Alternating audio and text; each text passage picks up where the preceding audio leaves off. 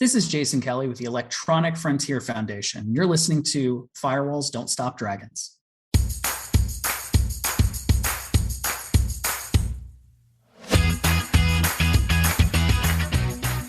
Hello, everybody. Welcome back to Firewalls Don't Stop Dragons. I'm your host, Kerry Parker. And today we have episode 239 for September 27th, 2021.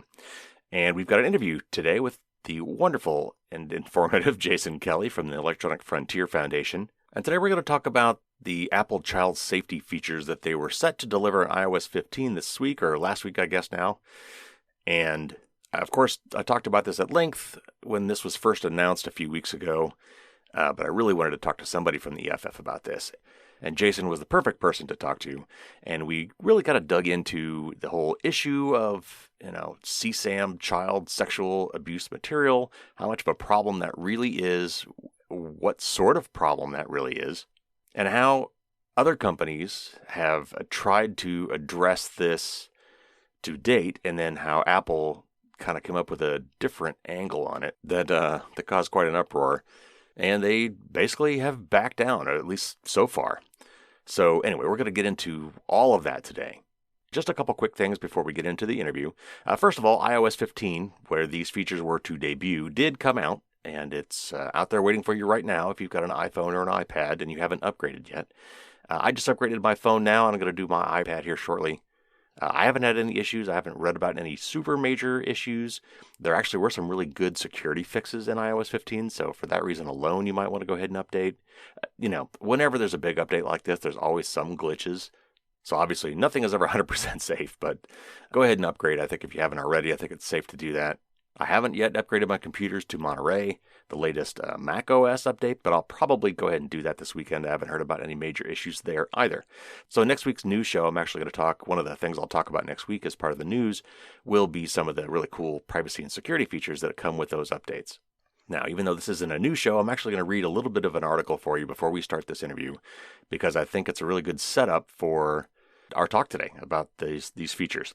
So this is a short article from 9 to 5 Mac, and it says, Apple giving into Russia twice this week on key civil liberties issues proves that the company's CSAM misuse assurances cannot be trusted, argues a high-profile security expert. Apple today pulled from the App Store an opposition tactical voting app after the Russian government threatened specific local company employees with punishment if they refused. It turns out that Apple also turned off its private relay service in Russia just yesterday, which this was written September 17th. Likely also in response to government pressure.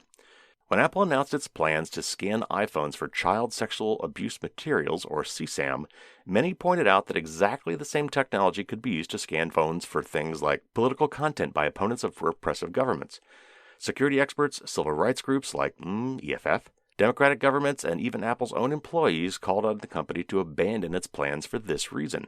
Apple responded by saying that it would never allow this. It would, it said, only search for image hashes in at least 2 different child safety organization databases.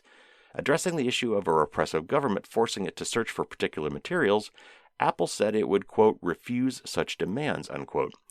But it also states that it obeys the laws in each of the countries in which it operates, and commenters said that the pressure could be applied to the company even in the absence of such laws.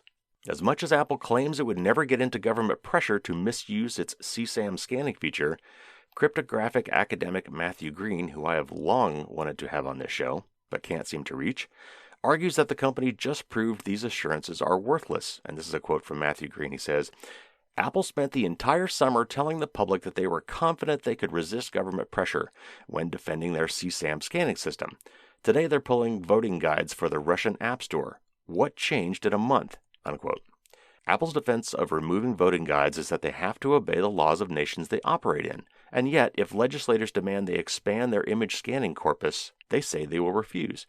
They intend to break the law in that case, but not this one?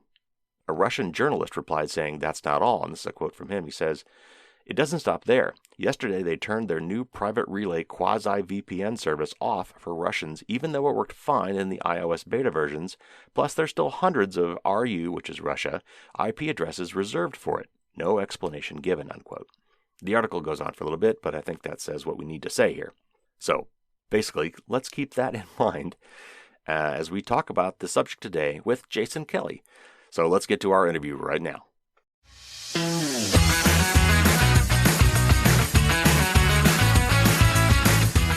Jason Kelley guides EFF's social media tactics, develops EFF's online digital advocacy, and writes about various forms of governmental and private surveillance and tracking. Welcome back to the show, Jason.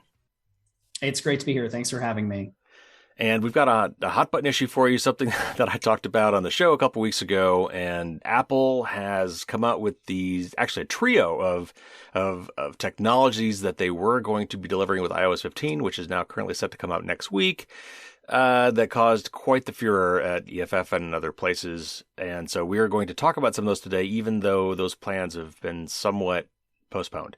And we'll get into all that today. But I really wanted to bring somebody else to talk about this, and you're a perfect person to talk to. So, yeah, great. No, I'm excited to do this. Yes, me too. But let's start with the basics just to put everybody on a good footing here. So, first of all, how big of a problem is child sexual abuse material, CSAM? Obviously, it's a horrific practice in general, but just from a statistics standpoint, like how bad is it, and how much do we know about how this whole market operates? Yeah, great question. And it's worth noting that, this is such a horrific topic, and one instance is too many. So I'm gonna name some numbers, and they're gonna be big, and it's gonna be hard to fathom.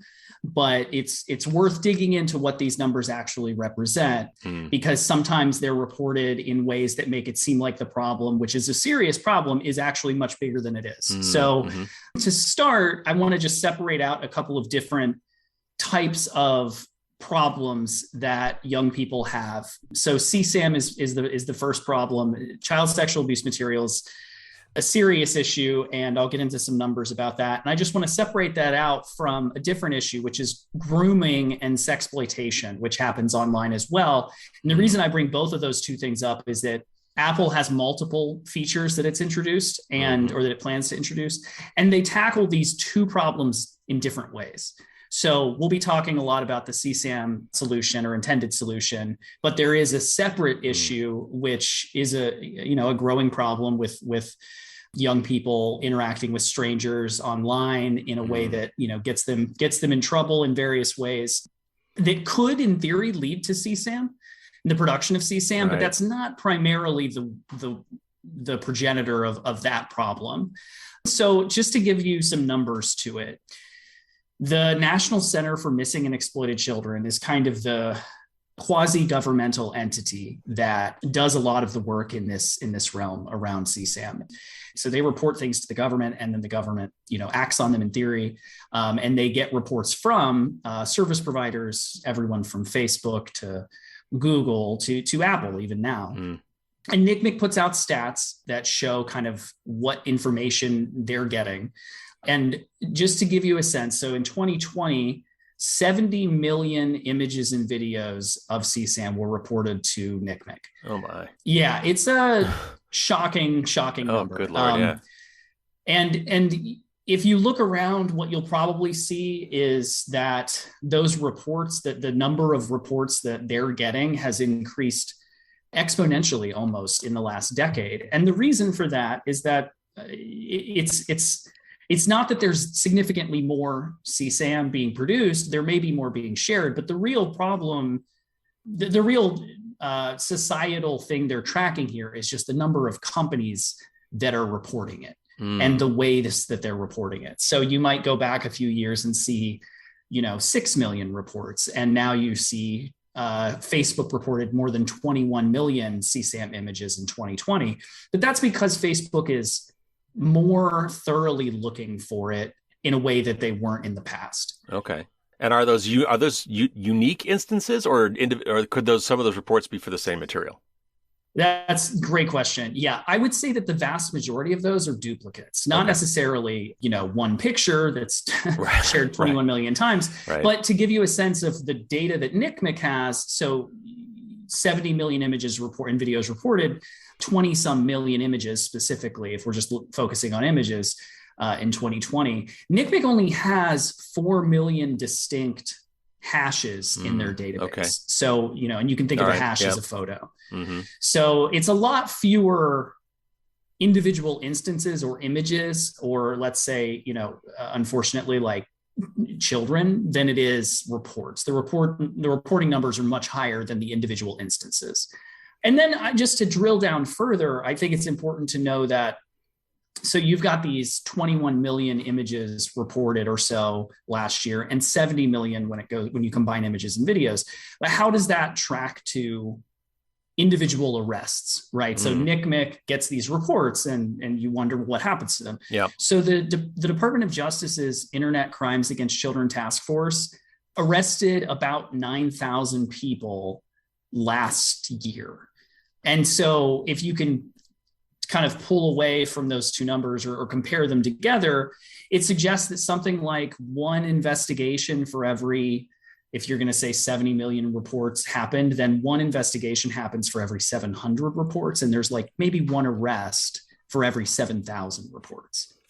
So it's important to note that like a report to NCMEC doesn't equal an investigation. And in many cases, the report to NCMEC, or even just NCMEC's awareness of the, let's say, user on a platform, is actually just an assist for law enforcement, which already has an awareness sometimes of an individual who's suspected, right? So it helps them get probable cause from the law enforcement angle.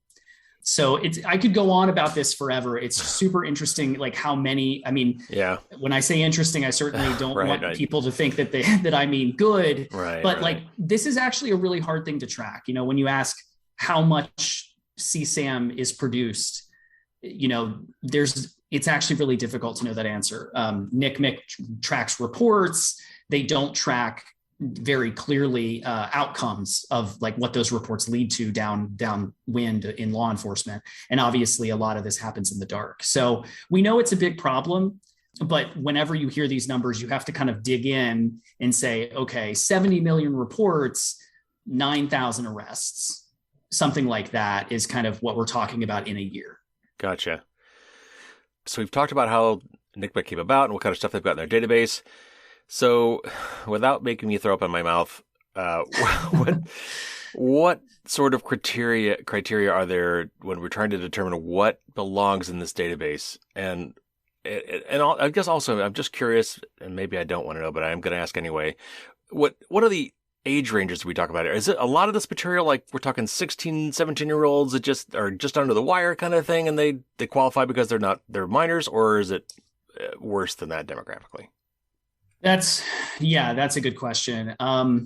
So anyone under 18 could end up, any photo of a person who's under 18 could end up in NCMEC's database. The statistics on CSAM are, my recollection is that teenagers tend to be more common. Okay. For better or for worse. Right. But yeah, it's so NCMEC, the way NCMEC gets these, NCMEC has a lot of different sources for the data that they have. They get these photos sometimes from detectives. They get them, from law enforcement that's completed an investigation. They get them in a lot of different ways, and they also get them from service providers that might report something.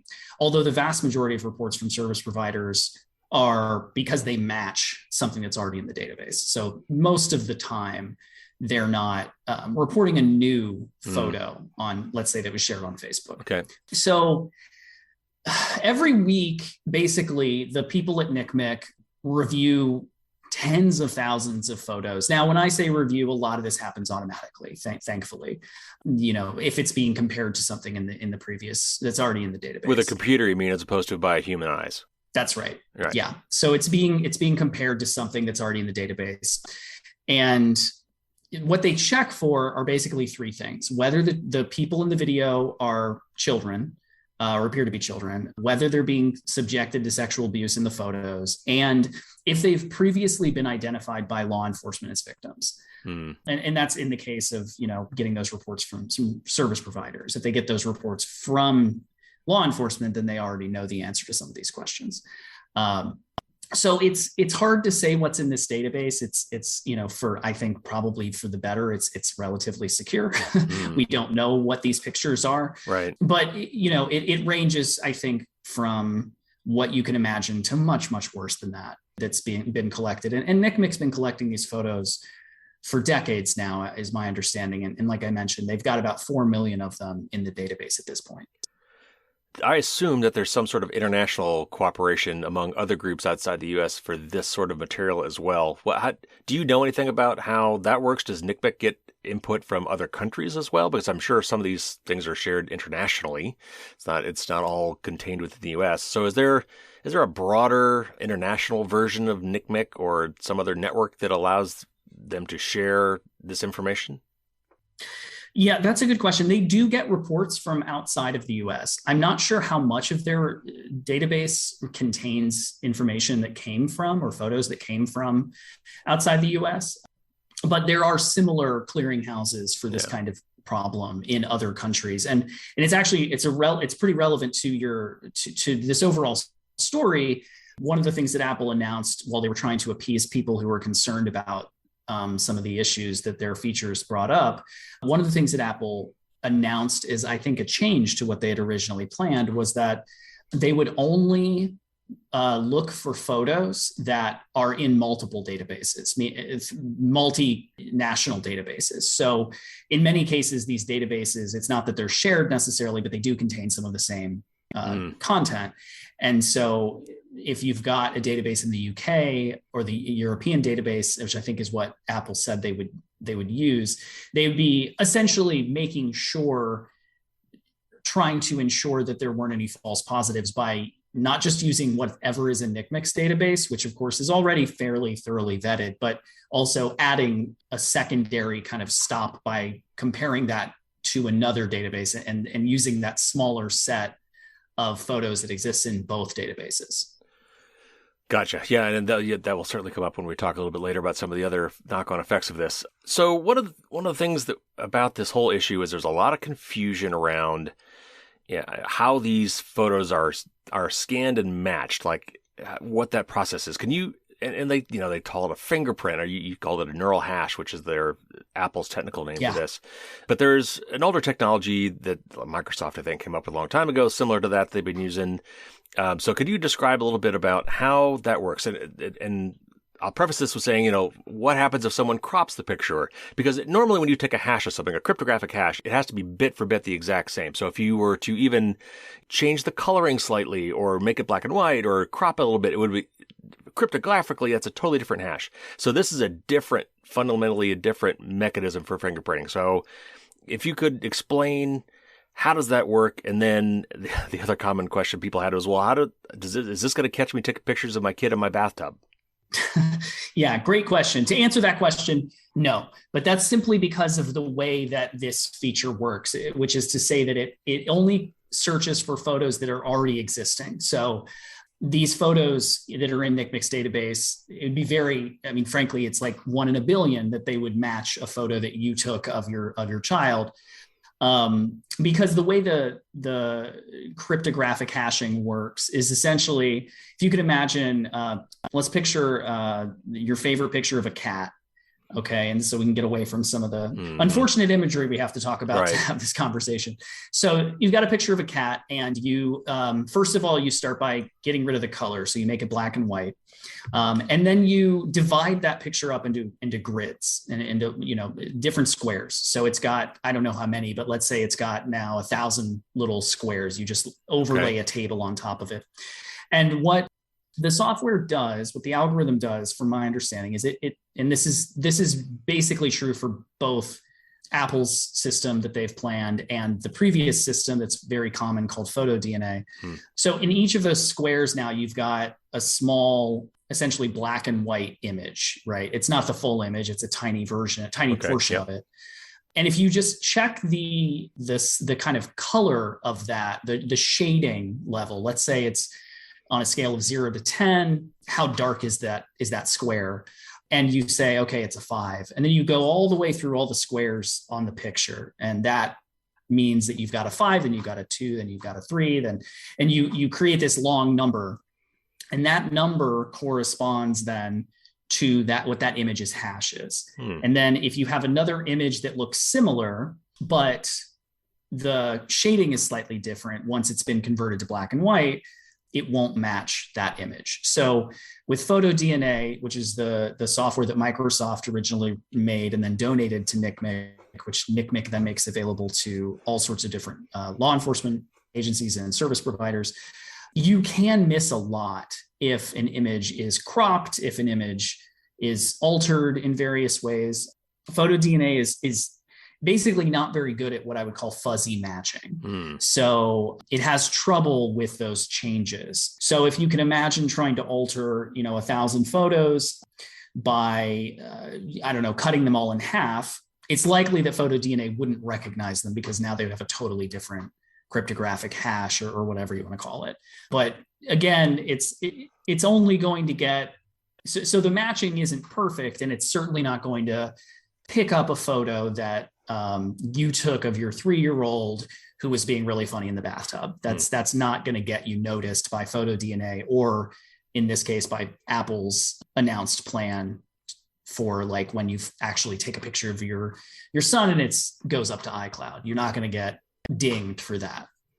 Right. Okay. So the key there is that these are all, the matching is done against known existing CSAM images. And so the only way that your random photo of your kid at home would even have a chance of matching is for some reason if it happened to look almost identical to something else that someone else took that was child abuse, which is probably not likely. Exactly. Many companies, including Apple, are already scanning our communications and documents for CSAM before Apple even announced it. So it's not a new thing. So, what can you tell us about what companies are already doing today prior to Apple's thing? But prior to this announcement, what was already going on and what were they scanning for? What had existed prior to Apple's announcement? This is a fairly common technology at this point. So, again, Microsoft made this software called PhotoDNA. It ended up in NCMEC's hands. NCMEC said the more people that use this, the better. So companies from Gmail or Google's Gmail to Twitter to Facebook to Reddit all use PhotoDNA at some level. So what that might mean on Facebook, which again, announced or reported that they had 20-something million reports to NCMEC. What's happening there is if you're in a Facebook group and someone shares a photo that NCMEC has in its database, Facebook automatically scans that photo, turns it, well, essentially this all happens in the background in the cloud, but Facebook looks at that photo, turns it into a hash, compares it to the hash that is already in NCMEC's database. That's what PhotoDNA does. And then they can report either to NCMEC or they can eliminate the user's account or whatever result they want to have. But everyone does this. I mean, this is if you look at the list of companies that have reported to NCMEC in 2020, I would guess that the vast majority of them are using PhotoDNA. It's free. Theoretically it works. It checks against these specific problematic images. And you've got everything from Amazon using it, very likely, to Dropbox had 20,000 reports to NCMEC. We aren't sure that Dropbox is using it, but one can imagine. We do know that Discord uses it. So essentially, if you're putting a photo online in a cloud service, or you're sending a photo to someone over a non-end-to-end encrypted platform, PhotoDNA is very likely scanning that photo. And my understanding was even Apple, prior to this announcement, Apple was already scanning attachments to emails. That's right. Yeah, Apple was using, I'm not sure if they were using PhotoDNA. I'm going to assume that they were because I didn't know anything about neural hashing before this. But yeah, in 2020, Apple reported 265 notices of CSAM or incidences of CSAM, which were most likely from being shared via email in Apple Mail. So Apple already did this. Again, it's important to note that email is not encrypted. So, it's not exactly a privacy violation on the same scope to say you've sent an email to someone, it's plain text, it has an image attached. So yeah, this is happening all over the place. And it's been growing considerably, the number of organizations and companies that use PhotoDNA, which is why if you look at NCMEC data, you'll see this skyrocketing list of reports to NCMEC because 10 years ago, the software might not have existed. 5 years ago, fewer people were using it and fewer people were using Facebook. And you just add those numbers together and suddenly now we're at 70 million a year. All right. So now we're caught up. Let's talk about what Apple proposed. So, because this really did set off a firestorm. And yeah, so they were set to deliver a new mechanism. It was fundamentally different in at least a couple different ways for scanning for CSAM on Apple devices, and it was going to come with iOS 15, which is due next week. And they announced it, a month ago or something like that, and then got immediate pushback. So walk us through what their proposal is and how it was different and why it got such the blowback that it did. Yeah, this is really the meat of the question here. And we've been spending a lot of time at EFF trying to answer this exact question. So I could do it for a long time, but I'll try to make it brief. So a couple of main differences between what Apple is planning to do and what other companies do are that, to start, Apple is doing this on your device. So what that means is that if you download iOS 15 to whatever iPhone, tablet, et cetera, device you have, it will include an encrypted version of the NCMEC database. Now, again, that's not photos. That's those numbers that correspond to photos. So exactly, the fingerprints will be on your device, and they won't be accessible to you. I mean, there's always a security risk when something like this ends up on your device, that someone could add, malicious entries to it or various things. But for all intents and purposes, that's not really the concern. The concern here is, so you've got this new database that's sitting on your device. And when you take a photo with let's just use iPhone in this example, with your iPhone, you're fine. That's not going to be scanned unless you use iCloud, which I would imagine the vast majority of iPhone users do. iCloud, it's the feature that lets us talk to people over iMessage from our Macs and from multiple devices.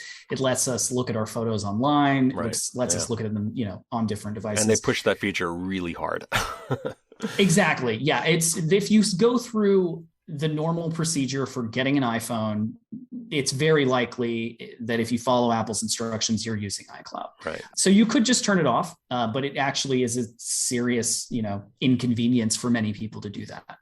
So you've got this database and your photos scanned against it on your device. So PhotoDNA, which is what most of the other companies use, works in the cloud. The photo is kind of compared to those NCMEC database photos in the cloud. Here, this is happening directly on your device.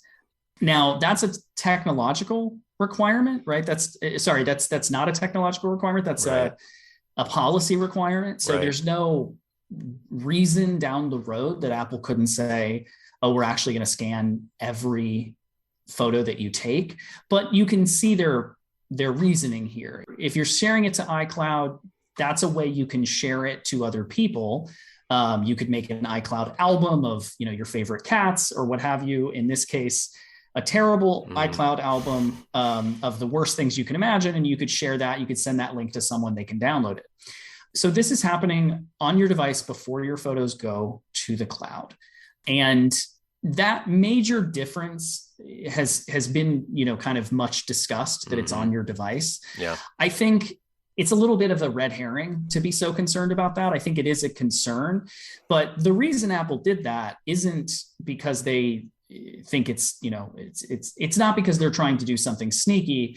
I think there are two reasons that Apple's scanning these things on your device. The first is that we think it's very likely that Apple's going to encrypt iCloud backups down the road. They're not currently end-to-end encrypted. Right. And once they do that, they won't be able to scan those photos once they're in the cloud. So Apple's getting ahead, we think, of its own announcement down the road so that they can introduce this feature that does the thing. And then they can still introduce this supposedly privacy protective, which it would be, feature of encrypting your backups, which currently aren't encrypted. Right. So if you scan it on the device, then you don't have a conflict there. The second thing that's different is that it is a little bit more, I would say that Apple deserves a lot of credit for making a more privacy protective in many ways version of PhotoDNA. Neural hash is better in a lot of different ways. it has a threshold that they've set so that you don't get a report sent to NCMEC unless you reach a threshold, which they've said is 30. Mm-hmm. And that's to kind of eliminate the likelihood that you've accidentally downloaded 3 or 4 photos in like a giant collection and didn't know that one of them was CSAM. Now, if there were a malicious actor who was trying to get you reported to NCMEC, that 30 photo threshold doesn't stop them. They can just add 31 photos, right? But it does eliminate the number of false positives in the random case where you've accidentally got such a picture on your phone. The other kind of, there's some fancy stuff that they do with the cryptography because of the way it's set up. Your photos remain encrypted. Like Apple never actually has to look at them. They're not uploading them to a database other than the iCloud, which of course is their database, but they're not uploading them to a photo DNA database somewhere for just the purpose of this. So it's, for example, a similar feature that Apple has that's on your device is the facial recognition feature that lets you unlock your newer iPhones just by looking at them. Apple does all that on the device, and that's for privacy reasons. They don't collect all that biometric data and then share it anywhere. And in many ways, there's a similar goal here. And then the last thing, so I'm kind of puffing up Apple here because they deserve a little bit of kudos. Yeah. The last thing is that their hashing feature is a little bit better than photo DNA. I mentioned earlier that photo DNA doesn't really have fuzzy matching. Neural hash is built a little bit differently, and it kind of does. So the best way to, our technologist who's been focused on this, Erica Portnoy, gave me an example of when if you're adding an image to a Google Doc or a Word doc, it kind of snaps into place sometimes, like depending on where you put it, it like wants you to, it like moves it to the right place. Neural hash kind of does that for these photos. So it has a way of kind of determining if a photo has been altered and recognizing that it has been, but it's actually the same. I can't give you any more detail on that because I don't understand it. Right. Well, and it's proprietary, right? I don't think they've released it on exactly. purpose. So, Yeah, exactly. I mean, we have the information they've put out in white papers, and there's, a report that it's been, that someone's kind of gotten the details of how it works. But in general, yeah, the like many things Apple, we don't actually know a lot about it except what they've told us.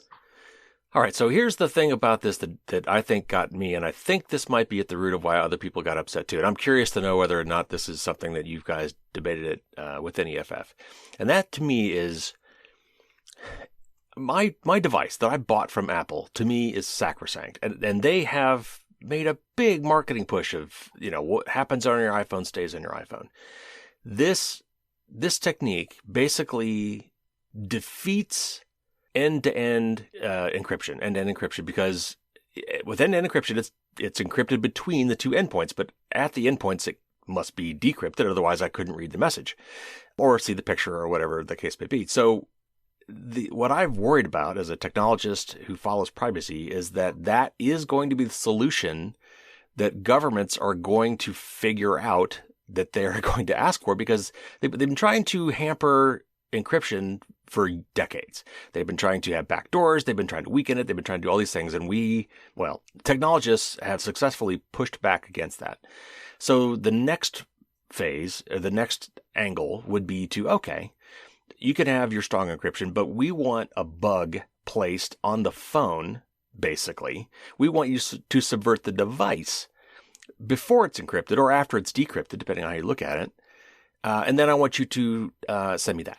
I want you to tattle on somebody because I'm going to install a spy on your device. I think that is why this was fundamentally different and why a lot of people freaked out. Is that something that you guys discussed in Inside EFF at all? I think you're exactly right. I mean, one of the main issues here is, and Apple will admit this, they did announce multiple things at the same time, and the things kind of function differently. So right. This instance we're talking about specifically with iCloud photo matching to NCMEC database is a real concern for a lot of reasons. I would say the biggest is that it doesn't take much to change let's say to add new hashes to that database, if you're in another country, one where, for instance, Apple servers are in control of the state, like China. In the US, it's easy to say that this is searching for the worst of the worst, right? In other countries, the worst of the worst might mean something very different. So it might be that images of memes, I mean, this is, people often go to this as a kind of, they're going to ban memes tends to be a thing that people get nervous about. But in reality, there are images and things that are shared on online platforms in authoritarian countries that are illegal, that in the US would be completely fine, right? I mean, in Thailand, you can't make fun of the king. Like you can't joke about the king. It's illegal. And China has done a lot to eliminate the sharing of certain photos, of resistors, of all sorts of things. And other countries have as well. And in this instance, if you can imagine having an iPhone in a country like that, where you take a photo or you just get a photo shared to you, or you download it, you know, you're on a website that has a picture of the Tiananmen Square tank man, and you download it to your device, and it gets uploaded to the iCloud because you've got that feature set up. And suddenly that famous photo could get an alert sent to the state government that you have that photo on your phone. So in the moment right now, you know, this isn't particularly concerning to us in terms of this specific feature, in terms of the danger it causes to, let's say, encrypted communication. That fear is for a different feature that they announced. So they're doing that too. But in this case, I think there is a serious concern that, you know, as you say, you buy your phone, the phone is supposed to work for you. And in the US, adding a database to your phone that checks against CSAM might not seem like a big deal, but in other countries, it certainly could be. And it is a serious, I mean, there are two ways to look at end-to-end encryption and encryption generally over the last few decades. The first is that Apple is kind of the Alamo of companies, in that they're still defending privacy, right? Yeah. That's kind of their, as you said, they've done a big push recently with advertising that, you know, what happens on your iPhone stays on your iPhone. And you could see this announcement as, you know, the Alamo has fallen. An alternative view is that actually over the last 20 years, more and more things have become encrypted. Our communications are far more encrypted now than they were in the past, right? You have access to Signal, you know, iMessage is end-to-end encrypted, at least right now. Right. So people are upset because we've been heading in a specific direction, I think, that you can look at in two ways. One, that we're losing the battle and Apple is going to be the final kind of victim of that loss. But the other way to put it might be that we've actually been winning the battle. And if Apple gives up as kind of the vanguard in protecting our privacy, that could signal to other tech companies that this is the direction we're headed now. And it's a real U-turn for encryption. Well, so here's another way I look at that same issue for me, and a much more practical viewpoint for a publicly traded company that has shareholders and and governments to respond to, and that is, these companies are legally required to report these things if they come across them. And so I understand that if I were trying to store these illegal images, horrific images, on one of Apple's servers somewhere in the cloud, that they would not want that. In fact, they'd be legally obligated to do something about that. And so you had said that iCloud is not encrypted. Actually, I think I know what you meant. It is encrypted, but Apple holds the keys. So that's right. It's encrypted in terms of if a hacker gets in there, hopefully they would see garbage. But if Apple wants to, with a warrant or for whatever reason, they can fully access your stuff in the cloud. I understand, and that is the way this works too, because until and if you upload to iCloud, nothing is triggered. So I can understand where they want to keep this off their servers from a legal standpoint, and so therefore they want to enforce that. But to do it on my device just somehow feels wrong. But anyway, let me get to the actual question behind this comment. And that is what I mean, you're making a very good point though. I think like there is a legitimate kind of disconnect between the people who really do appreciate Apple and Apple products and what Apple's doing here, which is taking a bit of your device out of your own hands. Yeah. Yeah. So how does the Fourth Amendment jive with our individual rights to privacy? Like if I am technologically capable, I can encrypt all my images before I upload them to one of these services. And the ones that are just scanning in the cloud will never see them because I've encrypted with my own key. They can't get into them. So that is my right to privacy that I'm asserting through technology. And they actually technically wouldn't have a way to search that stuff. But we allow that in this country. But there's a Fourth Amendment. There's other legal things too where where do those two rights collide? Where you know what I'm saying? I do. Yeah. I mean, it's one of the difficulties, I would say, and I must say off the bat that I'm not a lawyer. I just follow the advice of lawyers at EFF. But one of the things that's really complicated in situations like this is you have these enormous companies that wield the power of many nations at some level, but are not state actors. And so in Apple's case, they adopted this scanning system entirely voluntarily. If they had been told to do it by the government, they actually, which, we can go back to San Bernardino, where the government really looked towards Apple for hope that they would break their encryption and introduce a backdoor essentially so that they could give the FBI access to a terrorist's cell phone. And Apple said, no, we won't build that backdoor. If the FBI had ordered them to, they might have had a case against it. In this instance, because Apple is not doing it as a result of a government mandate, they're fairly insulated from constitutional legal problems, from what I understand. So your Fourth Amendment doesn't really apply in this case because Apple is a service provider, not a government. Right. They are, on the other hand, though, searching your data on behest, at the behest of the government. Via NCMEC's database. NCMEC isn't actually a governmental entity, but there's like a real question as to whether that's true because they were founded in 1984 through an act of government and have been given more and more power via various legislation. In fact, then Senator Joe Biden introduced an act many years ago now that kind of made it required for companies to do what you're saying, where they have to report this information if they find it. So Apple has a lot of legal protection here from its users because it did this on its own. And unfortunately, your ability to complain to Apple about this is limited at some level to your ability to switch to a different company. Right.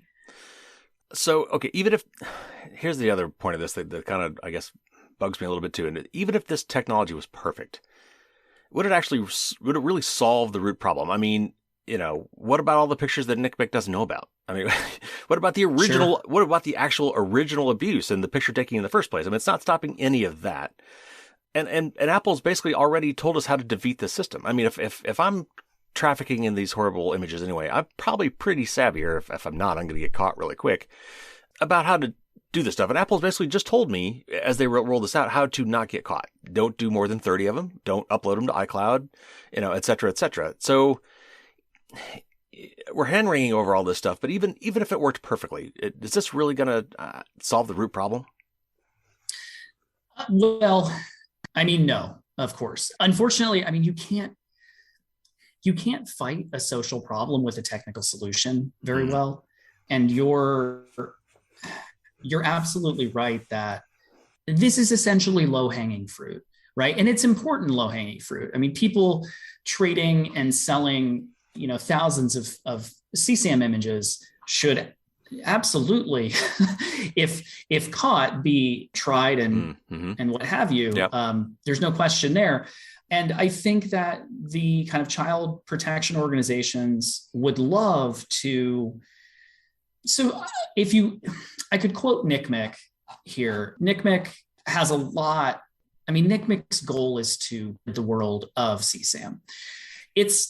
That's impossible, of course, but to do that, they would like there to be a lot fewer places for criminals to hide. And that includes encrypted messaging. They recently, I think maybe just a week ago, were quoted as saying that companies shouldn't implement end-to-end encrypted communications for any users who are under 18.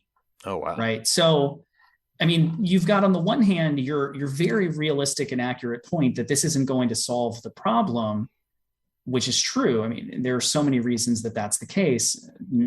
Just to name a few, the majority of CSAM, from what I understand, is produced by parents, which is a horrifying thought, but it's true. And, there are always going to be places to trade and share this kind of material. And it's kudos to the companies and the organizations that are trying to limit that sharing.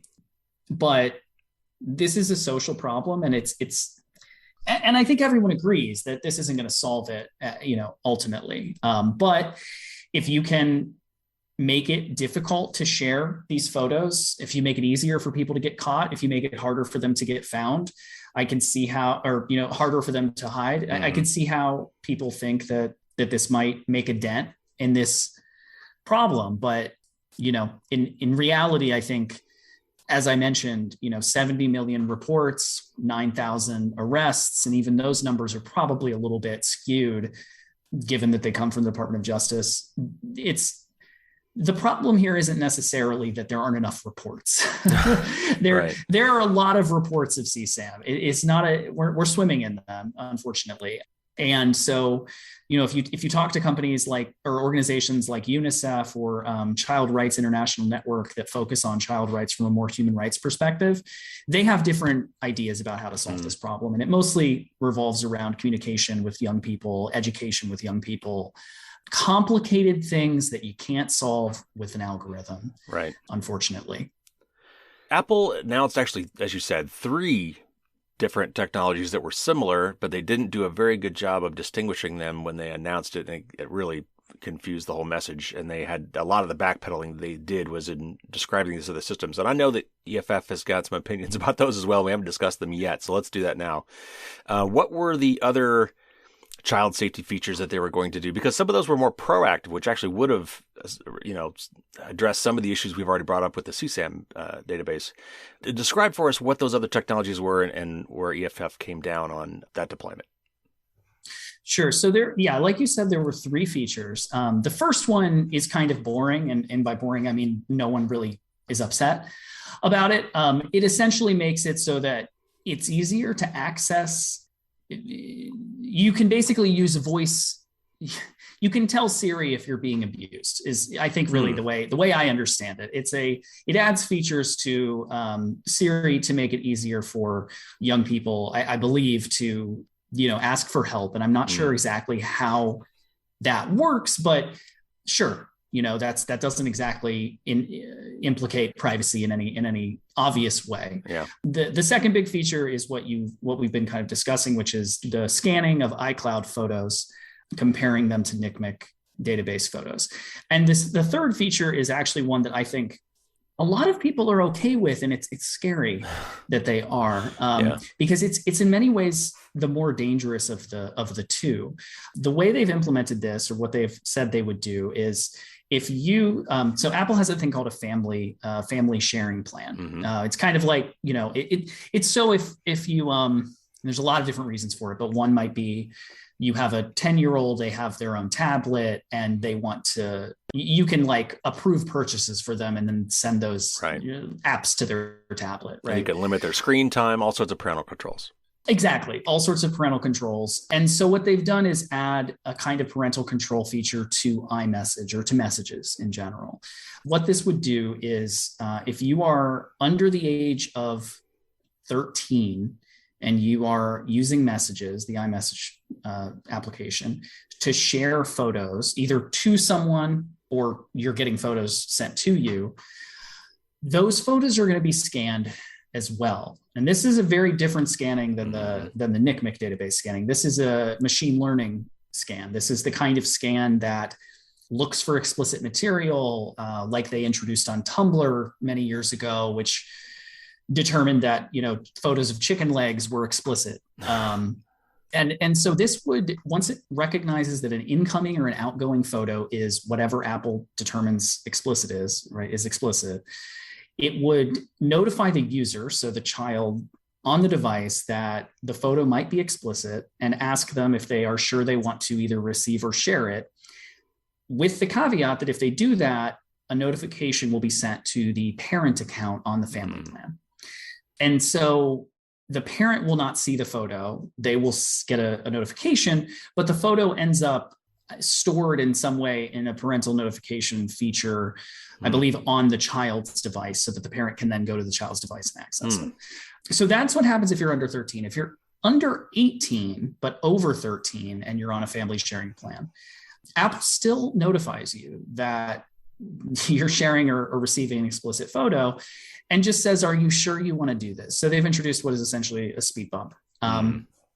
And so earlier you talked about the kind of promise that Apple kind of has given its users. And one of those promises was around encrypted messaging. So iMessage is, for all intents and purposes, probably the largest end-to-end encrypted chat program in the world. I'm not entirely sure that I'm right on that, but Apple has 1 billion users. So probably close. Yeah.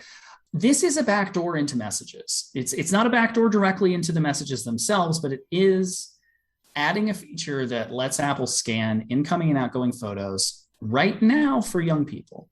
But eventually, those same concerns we had about other governmental requests to add things to what that machine learning is scanning for could very likely occur. So the two problems, really, there's many more than two, but the two main problems here is that it opens a security hole in iMessage. And secondly, it actually very dangerously creates, as I mentioned before as well, parents are the most likely both producers of CSAM and abusers of children. Now, young people, if they share or receive something that is explicit and this feature is turned on, whatever explicit means to Apple, their parent would be notified. And that has all sorts of ramifications for the safety of young people, especially young people who are LGBTQ and maybe aren't out to their parents, or young people who are in abusive relationships with their parents. So this feature, intended to reduce grooming and sexploitation and, frankly, consensual sexting, which is a different problem, could very likely lead to danger for young people. And that's before it's even, that's at the top of the slippery slope. When we get down further down the slope, then we have other countries adding more things to this and expanding its use beyond young people and making it affect every single user of an iPhone. Right. And that's another aspect of this that I think kind of bugs me personally, and that is that for a lot of times in the past, Apple has been going to great lengths to engineer themselves out of these problems, meaning they have, by making things end-to-end encrypted, by giving the power to the user to do that, they have actually made it impossible, in some situations at least, to turn over information that they don't want to even have to ask the question. And this just seems to me like they are anathema to that. They are building in the technology that would allow these things to happen, and only through policy, not, I mean, the technology is there to be abused, but they have made policy statements saying that they won't allow it to be abused. That's very, very different than their previous approaches, which has been, if we engineer it such that even we don't know, like even the fingerprint and the Face ID, they engineered those things specifically so that it would stay on the device. They would not have any access to them. They would not be uploaded. Your biometric information is on your device. Again, sacrosanct. You bought that device. It's your device. It contains, in a way that even Apple cannot get to, that information. They engineered themselves out of that problem. They couldn't turn it over if they wanted to. This is a different take. This is them. I think they're trying to thread a needle. I think they're trying to walk a fine line. I get where they're coming from, but it's fundamentally different in that they have made it technologically possible to do other things that could very well be abused by other governments or any hackers or other things. And they're only via policy are they saying that it won't be abused. I could not have said that better myself. I completely agree. Yeah. I think one question people might have is, why is Apple doing this now? And the point that was made recently to me, again, from Erica Portnoy, our technologist, is Apple is so good at coming up with technical solutions to difficult problems. And there's a bit of nerd sniping, I think, that happens where if you tell someone over and over again, which is what NCMEC and what the FBI and what the DOJ have been doing, we think there's a way for you to nerd harder and just solve this in a way that's privacy protective. You're going to end up trying to build that system. If Apple is very good at what they do in many ways, and they thought they were doing a thing that was privacy protective and would also solve the problem, that would both please the DOJ, the FBI, and the privacy groups. In this case, they were wrong because exactly what you're saying. Technically, it's a very smart system, but socially and policy-wise, it leaves a huge hole for changes down the road and lots of problems that we only have Apple's word won't happen, a year from now or 2 years from now. All right. Well, as we wrap this up, I got a couple questions about where we go from here. So Apple has bowed to this pressure, this pushback, and they have decided to study this further, which, we'll see what that means. I'm sure there's a lot of marketing as well as technical stuff going on there, but, realizing that no matter how they explain this, we know we understood what you're doing. It's not that we don't understand. It's just we don't like it. And I think it took them a while to get that, but they finally got that. So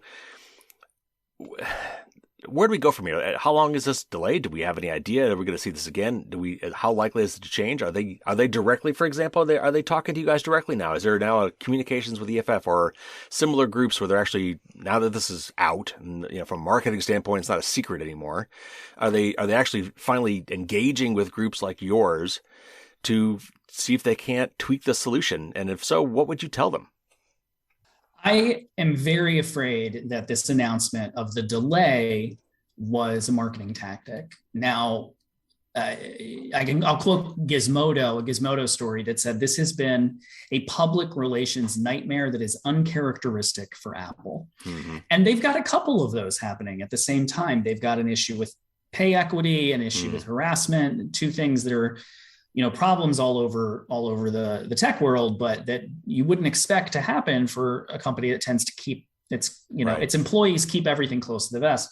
So every September they do this big announcement. And my impression is that they want to sell some shiny new iPhone 13s. And it's harder to do that if they also have to go on a stage and talk about this thing that maybe, there won't be people in the audience, but in theory, if there were, they might get some boos. They don't get a lot of boos. Right. So I think that the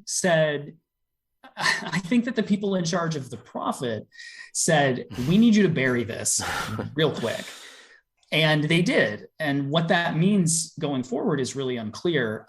We haven't spoken directly to Apple since this announcement that I know of. We might have had a few emails back and forth in general, but we don't know more about this delay, I think, than anyone else does.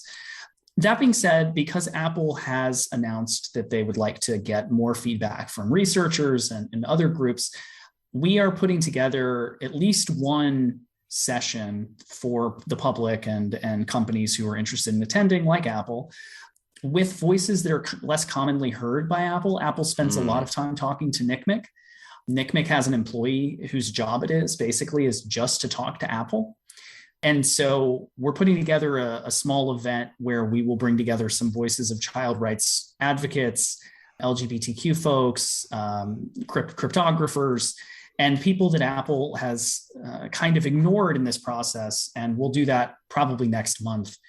Apple, we think, will probably pay attention to that. And that will be partly to air our grievances and partly, I think, to talk about the path forward, whatever that looks like. And unfortunately, I don't think there's an obvious one.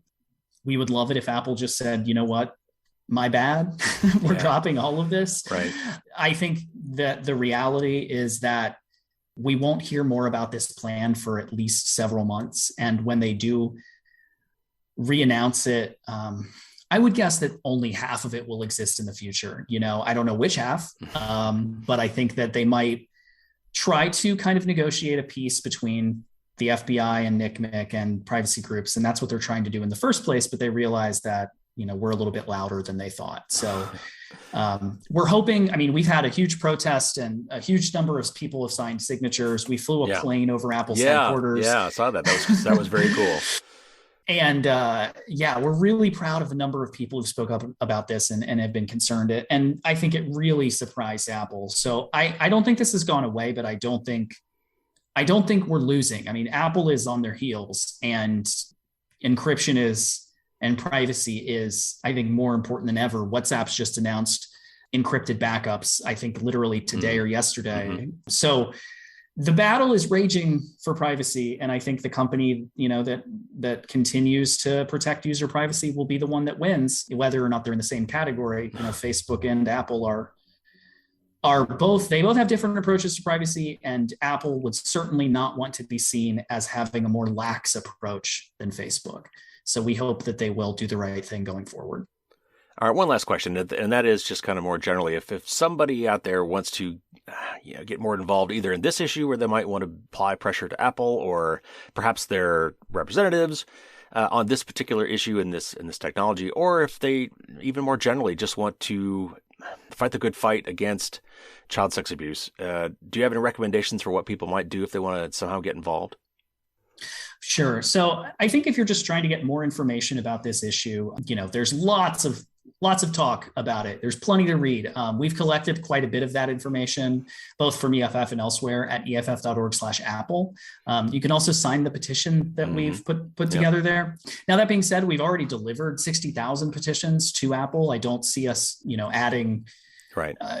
We will certainly continue to mention the number as that number goes up. So I'm happy for people to sign that petition. But I think at this point, what really helps is supporting organizations, not just ours, but the Center for Democracy and Technology, Fight for the Future, and other orgs that have really been pushing back on this, and just staying aware of what Apple does next, and really, maybe hold off on buying an iPhone, the next big iPhone, for a minute, and see what Apple decides to do here. Because, not to say that you should boycott them, but there isn't a lot of ways to apply pressure, frankly, as a consumer in this field.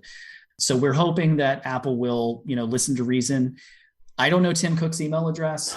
He probably doesn't read his email, but if you want to email executives, I believe Fight for the Future has some emails up on their site. Okay. And when it comes to, child protection, I think the organization that I've been really intrigued by lately is CRIN, the Child Rights International Network, which is a UK-based organization that focuses on child rights from a human rights perspective, meaning they take privacy into account. Oh, wow. And they, when you think about privacy for children, it's a little confusing, but they make the point that, especially in third world countries, children having private communications may save their lives when it comes to governmental pressure and censorship and other things. So they're a good organization to check out. I admit that I don't have a ton of other references, mostly because that's not what EFF tends to do. Right. Our job is to look at the tech. But I do think that coming up, we're thinking early October, we'll probably have this event that will bring together some of those voices, and they'll talk a little bit about what to do going forward and how other people can help with this issue. And I think that might be a really nice thing to tune in for folks who want more information as well. Well, I will be on the lookout for that for sure, and I will make sure the audience knows about that when that comes up. Jason, thanks so much for coming on the show. This is a really dicey topic, and really glad to get your opinion on this. Really happy to talk about it. Thanks so much, Carrie.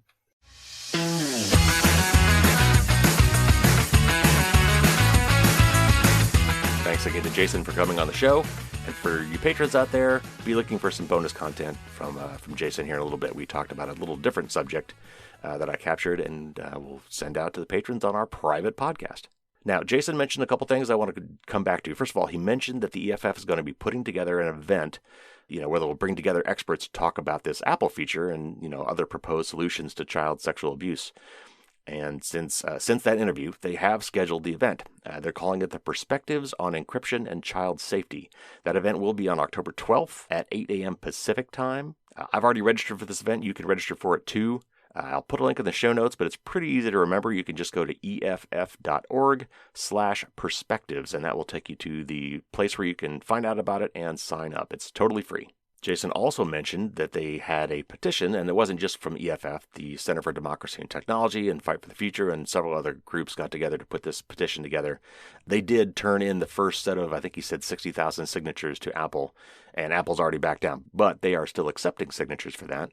And as Jason said, they're going to keep that tally running so that they can show that a lot of people care about this. So if you're one of those people and you would like to sign that petition, I did. And I would encourage you to, if you feel as I do. There's a link in the show notes for that as well. And he mentioned several other groups. He talked about Fight for the Future. They've got a recent article on this. I put a link to that in the show notes so you can jump over there and see what that's about. And he also mentioned the Child Rights International Network, or CRIN. And I put a link to that in the show notes as well. I'd actually never heard of them. So lots of things to check out if you are interested in learning more. One more quick thing before we go. I got a really nice email from somebody named Sam who wrote an entire blog article on Medium about my book. Did a really thorough, very great review for the book. And he took an excerpt from that and he put it into Amazon.